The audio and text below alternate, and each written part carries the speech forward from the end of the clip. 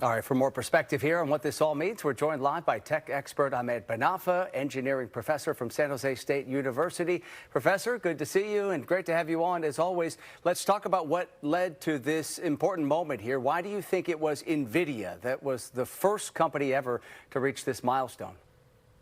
Good to talk to you, Alex and Christina. Here's the case. We are in Silicon Valley.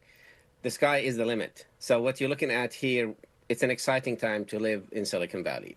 Now, why we are at this moment and why NVIDIA is the one that hitting the $4 trillion ceiling and going through that ceiling is because it's the AI chip company. In order for you to have any system, that AI system, you need three things. You need the data, you need the hardware, and you need the algorithms, the programs. NVIDIA control 92% of the hardware market, and this is why they are in this position. Yeah, can you explain for people? I know here in the Bay Area, we know NVIDIA because it's based in our backyard, but for people across the world, they may not have that brand recognition. Can you kind of break down what they actually do for those who are not familiar? Excellent question. They started as, a graphic card for games, for the computer games. And then at a certain point, they realized that processing the data, it is, the future. And then we have this a revolution of the AI. They're making chips. Those chips are responsible for running the, the data that we need when we ask questions to ChatGPT or Gemini or the others, and they are selling each one of those chips for about $30,000 to $40,000, cost them about $6,000 to $7,000. So now you see how is this difference here. They spend $6.5 billion every year on R&D. We are talking about a company that has no limit when it comes to the research and the coming up with new chips, because as we advance, we need more powerful chips that can run the systems we are using now. All right, so you talked about the fact that the sky is the limit in Silicon Valley and for NVIDIA, it would seem. And we have, obviously, all of the major players in Silicon Valley, all the tech giants, Apple, Amazon, Meta, Google, and Alphabet, obviously spending hundreds of billions of dollars right now investing in the latest AI technology. What does all of that mean for NVIDIA and its valuation moving forward? Well, I mean, NVIDIA is unique. They have their niche in the market. I mean, one of the things that driving them with this speed is something called sovereign AI, or the AI factory. So they're not selling you the chip, they're selling you the whole story. They have the whole data center will be powered by all the chips of NVIDIA. And this is something that you cannot find it in any of the companies that around NVIDIA.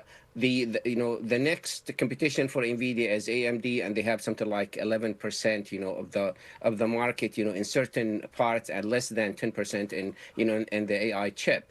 So for them, they got this niche. They understand that this is the need, and this is why all those companies you listed, Alex, they need NVIDIA. They're not competing with NVIDIA. Even with a company like Alphabet, they have their, chip, which is used in their data center. It's not as powerful as NVIDIA.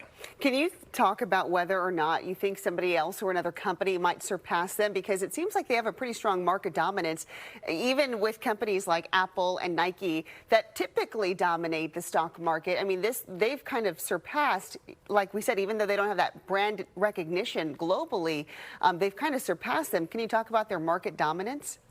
Well, that's a good point, Christina. Here's the catch about NVIDIA. I'm telling you that by the end of the year, there's a lot of talk about NVIDIA going through the $5 trillion. And there's some people say that's going to go through the $6 trillion because, if you look at the numbers, it's now $162 a share. All what you need to get to that $6 trillion is $250 per share. It's not, it's not that something which is impossible for companies in Silicon Valley.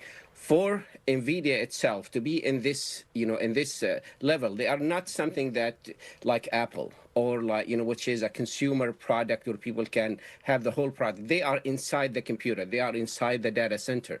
And a lot of companies and a lot of countries, they're spending tons of money to get their hands on the chips, which they sell it for tens of thousands of dollars. Here's a fact here about it.